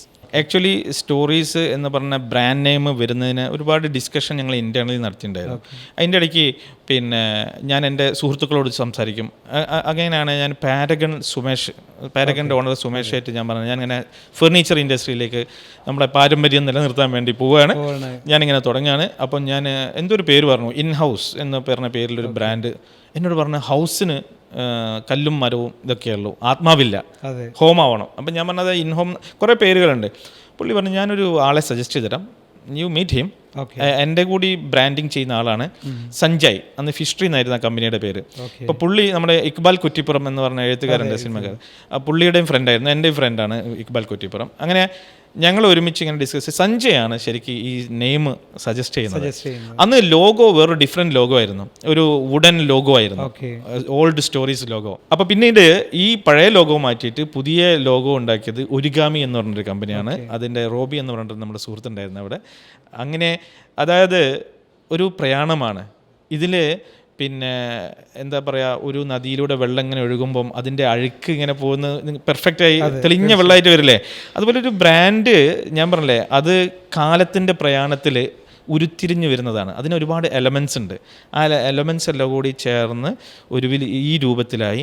വീണ്ടും ഞങ്ങളിതിനെ ഞാൻ പറഞ്ഞില്ലേ, മിസ്റ്റേക്കുകൾ ചെയ്തു, ബെഞ്ച് മാർക്ക് നോക്കാതെ പ്രൈസ് ഇട്ടു, ഒരുപാട് റോങ്ങുകൾ ചെയ്തു, കറക്റ്റ് ചെയ്ത് ഇന്ന് ഒരുപാട് സാറ്റിസ്ഫൈഡ് കസ്റ്റമേഴ്സ്. ഞാൻ പറയാറുണ്ട്, മമ്മൂട്ടി ഞങ്ങളുടെ മെൻറ്ററാണ്. സിനിമാ ലോകത്തുള്ള ഒരുപാട് സാറ്റിസ്ഫൈഡ് കസ്റ്റമേഴ്സ്, ജയസൂര്യ, കുഞ്ചാക്കോ ബോബൻ, ഫാസിൽ, അങ്ങനെ ഒരുപാട് താരനിരകൾ തന്നെ സാറ്റിസ്ഫൈഡ് കസ്റ്റമർ ആയിട്ടുണ്ട്. അങ്ങനെ ഒരുപാട് ഞങ്ങളുടെ അംബാസഡേഴ്സ് എന്ന് പറഞ്ഞാൽ ഒരു കുഞ്ഞു വീടുണ്ടാക്കുമ്പോൾ ആ വീടിൻ്റെ ഗൃഹനാഥനും അവിടുത്തെ ഗൃഹനാഥയും കുട്ടികളും കുടുംബമൊക്കെയാണ് ഞങ്ങളുടെ ബ്രാൻഡ് അംബാസഡേഴ്സ്. അപ്പോൾ ഇത്രയും നേരം വളരെ വിലയേറിയ, അതായത് ടേണിംഗ് പോയിന്റുകളിലൂടെ ജീവിതത്തിൽ വലിയ മാറ്റങ്ങൾ ഉണ്ടാക്കിയ സ്റ്റോറീസിന് ഇനിയും ഒരുപാട് ബ്രാഞ്ചുകൾ തുടങ്ങാനായിട്ടുള്ള ഭാഗ്യം ഉണ്ടാവട്ടെ. ഒത്തിരി ആളുകൾക്ക് ലക്ഷറിയസ് അനുഭവിക്കാനുള്ള ഭാഗ്യം ഉണ്ടാവട്ടെ എന്ന് ആത്മാർത്ഥമായിട്ട് പ്രാർത്ഥിച്ചുകൊണ്ട് ഇനി ഒരുപാട് പേരുടെ സ്റ്റോറീസിൽ ഒരു ഭാഗമാക്കാൻ കഴിയട്ടെ എന്ന് ആത്മാർത്ഥമായിട്ട് പ്രാർത്ഥിക്കുന്നു. Thank you very much. Thank you.